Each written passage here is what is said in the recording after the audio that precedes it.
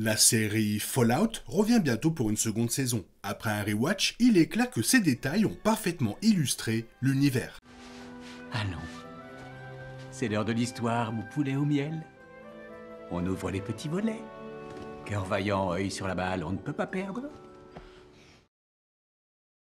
Les adaptations de jeux vidéo souffrent souvent d'incohérences. Certaines sont encensées par les fans et la critique, tandis que d'autres le sont beaucoup moins. Cette tendance négative pourrait bien avoir été inversée par la série Fallout de Prime Video, une adaptation fidèle de la franchise culte qui a conquis le cœur des fans du monde entier. Preuve en est, la série a été nominée pour les Emmy Awards et les Game Awards. L'adaptation retranscrit parfaitement l'esprit satirique et post-apocalyptique de la franchise, tout en proposant une intrigue captivante, un humour noir, des personnages uniques, etc.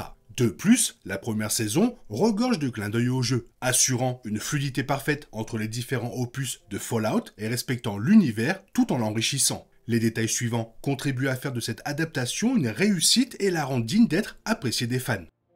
Le premier épisode nous présente Lucy, une habitante de l'abri 33 sur le point d'épouser Monty, un habitant de l'abri 32. Lors de son entretien avec le conseil de l'abri 33 pour sa demande en mariage, Lucy énumère ses nombreuses compétences et son niveau dans chacune d'elles. Ces compétences rappellent étrangement les atouts que les joueurs doivent choisir dans le système Special comme l'éloquence et les sciences. C'est la toute première fois que les spectateurs rencontrent Lucy, ce qui rend ce détail d'autant plus appréciable, car c'est au début de chaque jeu que les joueurs doivent répartir leurs points de compétences initiaux dans le système Special. Ce clin d'œil au jeu est une excellente illustration de l'attachement de la série à l'univers et au système du jeu, qui font de Fallout une franchise si unique et si appréciée des fans. Dans l'épisode 4, Lucy est prise en otage par la Ghoul, alors qu'il traverse les ruines californiennes des Terres Désolées. Tout au long de l'épisode, Lucy lutte contre l'envie de boire de l'eau contaminée malgré sa soif intense. À un moment, ils arrivent devant un point d'eau, le compteur Geiger du Pip-Boy de Lucy signale la présence de radiation. La Ghoul remplit sa gourde et boit l'eau en narguant Lucy, et elle finit par céder et boit l'eau contaminée. La Ghoul, sarcastique, la prévient qu'elle va muter comme lui et qu'elle apprend enfin les coutumes des Terres Désolées. Ce détail est particulièrement pertinent pour les joueurs de Fallout, car tous ceux qui ont exploré les Terres Désolées ont forcément bu de l'eau et d'autres boissons contaminées, et ont été infectés par les radiations. Une fois de plus, ce détail témoigne du respect de l'affection que la série porte au jeu. Dans les adaptations d'œuvres de la culture populaire, la fidélité des costumes, comme celle des films Marvel en rapport avec les comics, est un atout majeur, et c'est également le cas pour Fallout. La tenue des habitants de l'abri en est un parfait exemple, très similaire à celle portée dans les jeux. Elle renforce l'immersion. De plus, les armes fidèles au jeu, telles que le pistolet 10 mm, le fusil d'assaut à canon long et le fusil laser, ancrent encore davantage la série dans l'univers étendu. Bien que cela puisse paraître anodin, la présence d'armes et de vêtements issus des jeux contribue à la cohérence de l'ensemble et au respect de l'univers de Fallout. On peut citer en exemple l'armure assistée de Maximus et l'épaulière en cuir de Lucy, un clin d'œil aux fans et un hommage à la franchise. Autant de détails soignés qui font de Fallout une adaptation si réussie.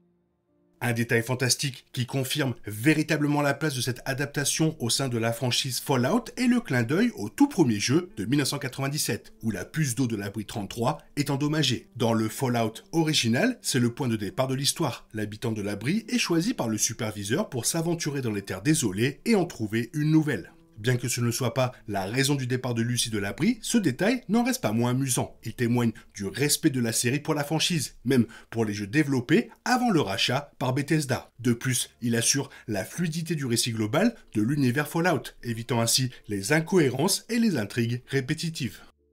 L'objet à collectionner le plus important des jeux est sans conteste la figurine Vault Boy, disséminée dans les Terres Désolées de Fallout 3, 4 et 76. Chaque figurine rapporte un point special. La chasse aux objets à collectionner est l'un des aspects les plus plaisants de tout jeu, surtout dans les jeux en monde ouvert comme Fallout. Elle incite les joueurs à explorer chaque recoin de la carte et les récompense pour cela. À l'instar des objets à collectionner dissimulés dans récents jeux, d'innombrables figurines Vault Boy sont cachées dans le décor de la série. Ce clin d'œil évident aux figurines de la franchise est un détail soigné qui témoigne du soin et du respect apporté à la création de la série, ce qui explique pourquoi elle est considérée comme l'une des meilleures adaptations à ce jour.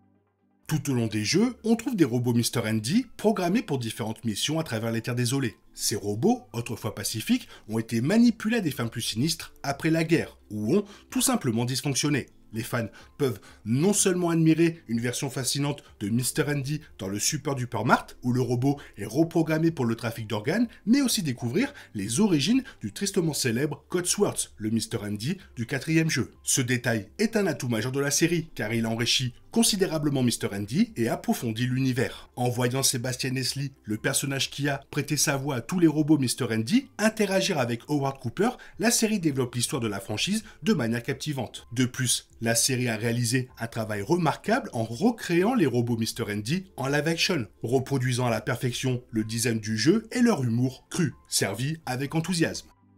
Un autre élément incontournable de la franchise est son fidèle Pip-Boy, un appareil portable permettant aux joueurs d'accéder à leurs cartes, leur inventaire, leurs données de santé, leurs quêtes, leur app de compétences special et bien d'autres fonctions. Ces Pip-Boy sont en quelque sorte la version post-apocalyptique des smartphones. Sans eux, un habitant de l'abri serait perdu et vulnérable dans les terres désolées et complètement désorienté dans son abri. Les Pip-Boy sont également une excellente source de divertissement, offrant aux joueurs la possibilité d'écouter des stations de radio des années 50 lors de leurs déplacements et de jouer à des jeux vidéo. Dans la série, Lucy, comme les autres habitants de l'abri, est équipée de son Pip-Boy. Ces appareils sont fidèles au jeu, on y retrouve tous les onglets des autres titres Fallout, tels que statistiques, inventaire, données, cartes et radio. De plus, l'épisode 3 offre aux fans un aperçu des statistiques de santé de Lucy, qui, à l'instar des jeux récents, affiche la santé de chaque membre grâce au schéma classique du Pip-Boy. Tout comme les autres détails soignés mentionnés précédemment, ce Pip-Boy fidèle au jeu renforce l'immersion dans la série Fallout et constitue un véritable cadeau pour les fans.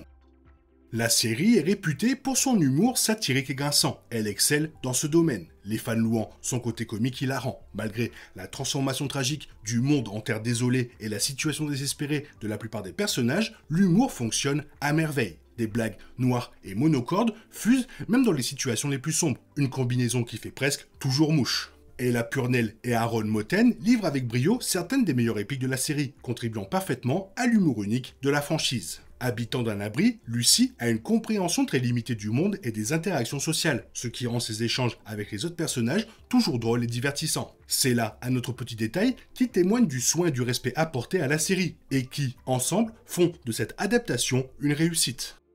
Walton Goggins a donné vie à la Goule dans la série, qui est rapidement devenu un personnage culte, rival de Lucy. La Goule doit inhaler régulièrement une substance chimique inconnue pour éviter que les radiations ne le rendent sauvage, à l'instar des goules emprisonnées dans la ferme d'organes au Super Duper Mart. On voit également une goule devenir sauvage dans un bâtiment abandonné, illustrant l'horrible transformation qu'elle subirait sans cette substance. La manière dont les goules mutent et se transforment en goules sauvages dans la série est incroyablement similaire à celle des jeux vidéo. Elles finissent par perdre la raison et devenir sauvages. De plus, les modifications génétiques subies par les goules pourraient leur conférer une longévité de plusieurs siècles, comme le démontre également l'histoire de la goule dans la série, révélant qu'il existait bien avant l'apocalypse. Cette cohérence entre la série et les jeux contribue au succès de la franchise car l'univers et la logique des jeux sont partagés.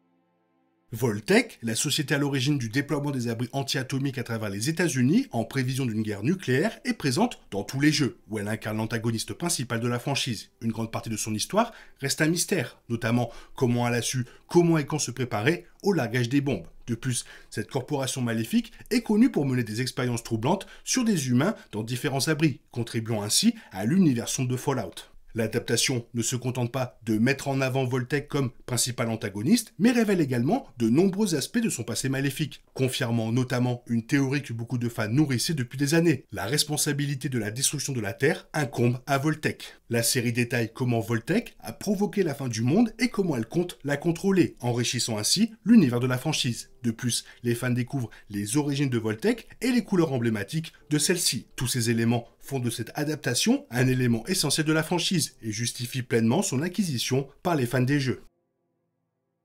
Ce rewatch était un grand plaisir. Franchement, vivement la saison 2 et j'espère qu'elle sera aussi bien que la saison 1. Toi, qu'est-ce que tu en penses? Quel est ton niveau de hype? Fais-le moi savoir dans la zone commentaire et comme d'habitude, bisous bisous, bye bye. Il est impossible de compter sur les autres de nos jours. On est obligé de tout faire soi-même. Je me trompe? Rien de grave. J'avais tout prévu. Où va le monde? Je vous le demande.